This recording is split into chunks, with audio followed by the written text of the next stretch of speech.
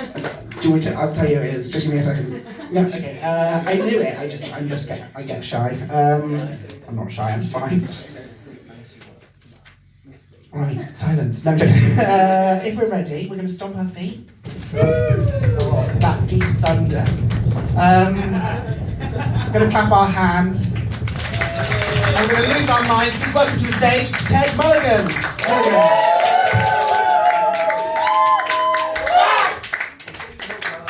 Right! I think you're probably all wondering why I called this team meeting. But I just want to say that I am extremely disappointed in all of you, right?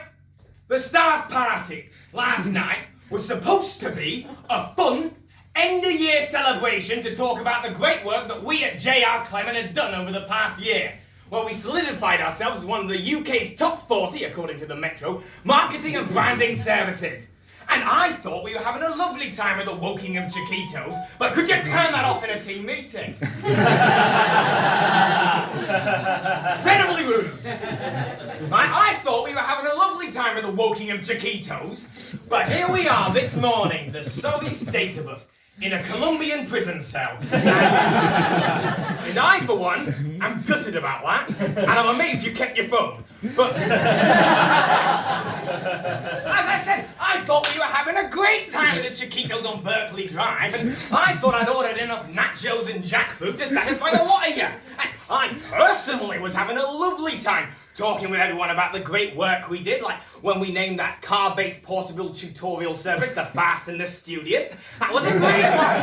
Or when we named that company of that family of bakers Inbred. Oh, stunning work. And of course, who can forget Captain Cumbria's Carbonara Company? But that's not the point. I thought the bottomless margaritas were going down fine, but no, that wasn't enough for some of you.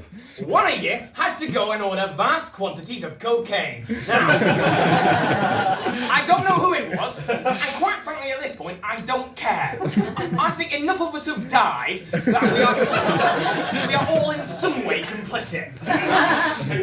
Do you know what, guys? I don't care about that. I don't, honestly, I'm cool with that. I don't care about that. I don't care that we had run-ins with the cartel and the mob. That doesn't matter. I don't care that it turned out that June from reception had previously bad dealings with Ricardo, who I think you remember we met in the van, after she'd kidnapped his daughter from her quinceañera. What you do in your private life, June, is none of the company's business. Though I will say it was nice to find out that Mark is a UK go-karting champion. But that's not the point. I don't care about that. I don't care that it turned out John had smuggled some cocaine and contraband onto the cargo plane that we were all put in the back of. And one thing I will say for the Colombian mob is they are extremely efficient at getting through passport control. But that's not the point. Do you know what I care about?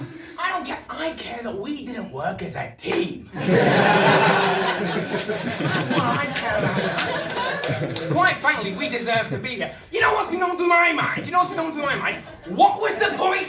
Well, I'll admit, the effects of the cocaine have not fully worn off. But that doesn't mean I'm not very invested in this situation. No, what was the point, I'm thinking, of me spending a not inconsiderable amount of money we made from the High Five a Homeless campaign on a corporate away day to Leamington Spa if none of you were taking notes? There were loads of opportunities to use what Sharon from Motivate taught us. Right, okay. Leah, when you were being garroted by the man with the eye patch, did you not think to use some of those calling words we talked about to let us know what was going on?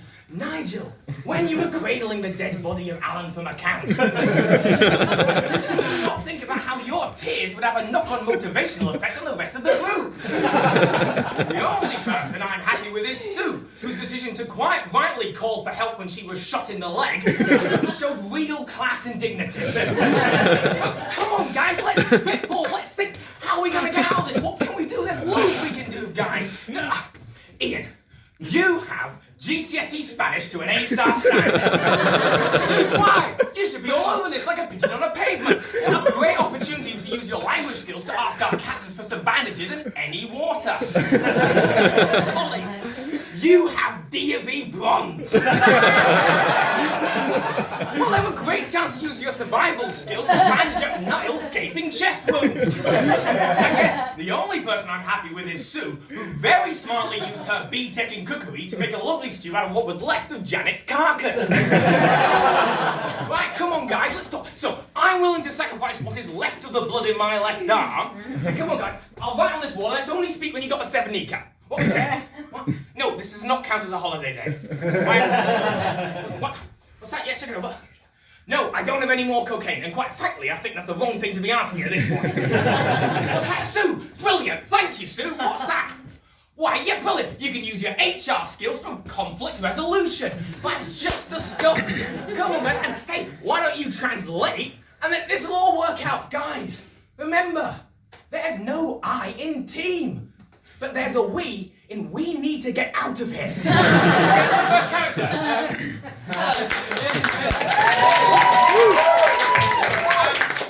Thank you. It's based on nothing. Never done. Okay. Anyway, I've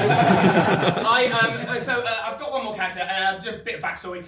I graduated recently. I just left university. I did a theatre degree, which is proving a bad decision. But I did a theatre degree. I did alright. I left with a 2-2.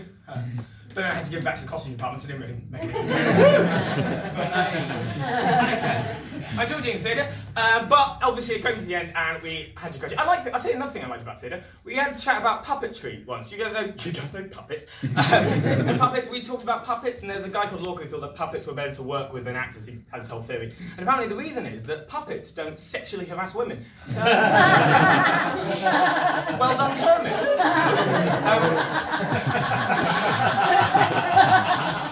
It was a long degree, but yeah. So this is based on I graduated and I thought my vice chancellor's speech was insane. So here we go. A weird thing I do, and this is bad. Every time I do a character, I bizarrely do a loop into it. So. Yeah, I know I did. That's what I said. I'll do it again now. Well, that brings us to the end of this graduation ceremony. A ceremony I think we can all agree was 2 hours long. As your Vice-Chancellor and scapegoat for basically everything wrong with your own personal experience of university, it falls on me to say a few words that we can all collectively never think about again. Students who are graduating, teachers who have seen them this way, parents who will inevitably make this whole day about them. We sit today at a crossroads, and not just because this building was built on a busy A road, but also metaphorically. Some of you today will go off and change the world. What degree did you do? I didn't do a degree. But it probably won't be you then. Why are you here? But some of you might. Some of you might change the world. Go into politics. Tackle climate change. Open up one of those nice little delis I like. Yeah. But some of you might not. And it's important to recognise now that you won't all achieve your dreams. I personally, I had a father who was very tough on me. He worked in sales. He was in the Navy. And he taught me to be a realist. I'm not a dreamer, I'm an insomniac.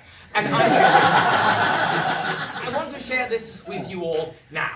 Right? Some of you will change the world, but some of you might not. Some of you might not get the job you want and end up living a horrid life in a job you despise. Or some of you, just off the top of my head, might open up a sort of a dinosaur-themed restaurant called Jurassic Pork, which has a specialist dish called Steakosaurus. And when you open it, it's a critical and commercial failure and goes bankrupt or extinct, as the press start. One of them says that they wish the meteor would crash into their plate so they didn't have to eat the Triceratops cheesy nachos. Just off the top of my head.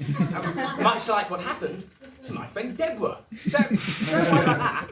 Also, maybe you will meet the love of your life, the person you want to spend the rest of it with. Or you might not. And you might end up with someone whose personality is basically the same as Satan and whose face looks like uncurdled cheese. Much like what happened to my friend Deborah. But anyway, I digress. Don't worry about the future for today. Enjoy today. Enjoy this moment. Go enjoy your faculty drinks where you'll be promised a beer but actually be given a lukewarm glass of tea whilst you chat to a lecturer who despises you and you despise them and basically calls your dissertation the opposite of academia. But enjoy that. Thank you very much for coming, graduation. And now, to close the ceremony, well, firstly, actually, I'll say a little quotation that I always like to think, which is, an eye for an eye makes the whole world swap eyes. And and now, to close the ceremony, the singing of the national anthem, which will be done by a rather over-eager girl from anthropology.